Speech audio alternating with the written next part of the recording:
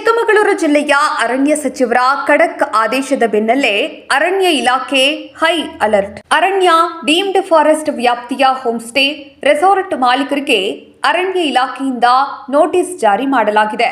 ಅರಣ್ಯ ವ್ಯಾಪ್ತಿಯ ಒಳಗೆ ರೆಸಾರ್ಟ್ ಹೋಂಸ್ಟೇ ನಿರ್ಮಾಣದ ಬಗ್ಗೆ ಸಂಶಯಗೊಂಡು 40 ಜನರ ರೆಸಾರ್ಟ್ ಹೋಂಸ್ಟೇ ಮಾಲೀಕರಿಗೆ ನೋಟಿಸ್ ನೀಡಲಿರುವ ಅರಣ್ಯ ಇಲಾಖೆ ಸೂಕ್ತ ದಾಖಲೆಗಳನ್ನು ಹಾಜರುಪಡಿಸುವಂತೆ ಅರಣ್ಯ ಇಲಾಖೆಯಿಂದ ನೋಟಿಸ್. ಅರಣ್ಯ ವ್ಯಾಪ್ತಿಯಲ್ಲಿ ಅಕ್ರಮವಾಗಿ ನಿರ್ಮಾಣವಾಗಿರುವ ಹೋಂಸ್ಟೇ ರೆಸಾರ್ಟ್ ತೆರವಿಗೆ ಸಚಿವರ ಆದೇಶ.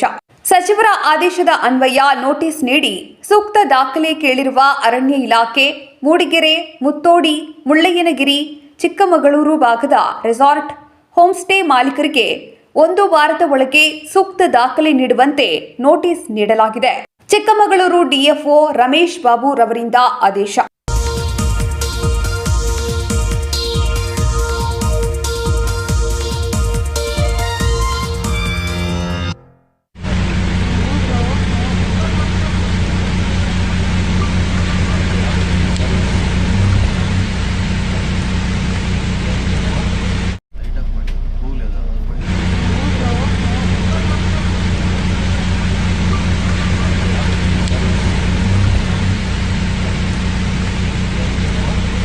ವಿಡಿಯೋ ನೋಡಿದ್ದಕ್ಕೆ ಧನ್ಯವಾದಗಳು.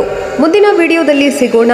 ಕ್ಷಣ ಕ್ಷಣದ ಸುದ್ದಿಗಾಗಿ ವೀಕ್ಷಿಸಿ ನ್ಯೂಸ್ ಕರ್ನಾಟಕ, ಸದಾ ನಿಮ್ಮ ಜೊತೆ.